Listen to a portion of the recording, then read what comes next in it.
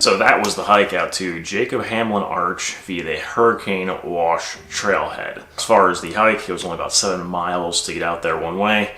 We ended up camping at the base of the arch for the night and then hiking back the next day. Generally, you're hiking up and down the creek bed for probably almost half the hike. So actually, I was doing a lot of it barefoot just in the creek bed. Made it a lot easier for not getting shoes and socks wet and things like that. So that was actually kind of cool to be able to just walk through the creek. It was a really fun thing, in the canyon leading up to the arch is just absolutely spectacular. As far as planning beforehand, there's really not much you have to do. You don't have to get a permit before you go. You just register at the trailhead and fill out your permit at the trailhead, which is free. You just ask for basic information about what your plans are, how many nights you're staying, where your destination is, and then also this vehicle information that you are parking at the trailhead. I'd say the biggest thing with this hike is just how remote of a location it is at, even getting to the trailhead.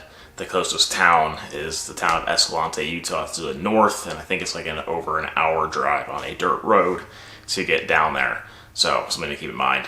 Honestly, the logistics coming from here in Page, Arizona, it was like a 4-hour drive for me to get to the trailhead from here, because it's almost a lot of dirt roads to get out there. So that was the biggest thing, really, was just planning the drive to get out there, but it was absolutely worth it. If you are interested in doing this hike, there really isn't a lot of logistics to go into it. Permit you fill out at the trailhead. It's really just getting out there. It's such a remote location up a dirt road, so just be prepared for that. And even the town of Escalante is in a pretty remote location in Utah, so it's really just making sure you have all of your food and everything beforehand. If you are hiking on the trail just for water, since there's a creek, you can just filter all of your water with a filter. That way you don't have to carry like a gallon or more of water with you, which would be a lot of extra weight. Now, for me, with my water filtration system for drinking water, I just use this Sawyer squeeze water filtration system. This thing works pretty well. Been using it for a couple of years now, and yeah, it works very well. Obviously, I haven't gotten sick or anything, so that's what I use to filter all of my water. For my tent, I have this REI Quarter Dome SL1 backpacking tent. This is like an ultra lightweight backpacking tent.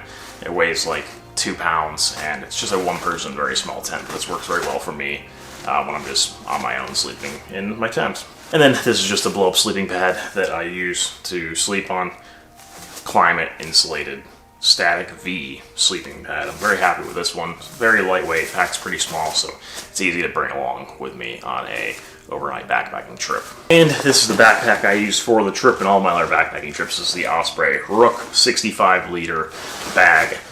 I do really like that pack. It's pretty awesome, also quite affordable. I will say I would like to try and cut down on the amount of things and weight that I carry on my next backpacking trip. I do think I could kind of bring it down a little bit more, but I had not gone backpacking in a while, so I'm going to try and go through. And yeah, that's the one thing I'd probably change, is carry a few less things. I carried a few things I didn't really need for the trip, so that's the only thing I can really say about that. If you guys do have any questions about this hike for me, feel free to leave a comment down below the video, and I'll definitely get back to you guys as soon as I can and answer your questions the best I can. But it was an absolutely amazing hike. I'd highly recommend you doing it if you're looking into hiking to Hamblin Arch. There are also a few other routes to get there, but I ended up doing the Hurricane Wash route through Coyote Gulch to Hamblin Arch, which is about 14 miles round trip in the end. Thank you for watching. If you guys did enjoy the video, feel free to subscribe to my channel down below. Probably some more videos like this about hiking. I also do a lot of landscape photography, national park visits, stuff like that. Thank you for watching, and I'll see you guys in the next video.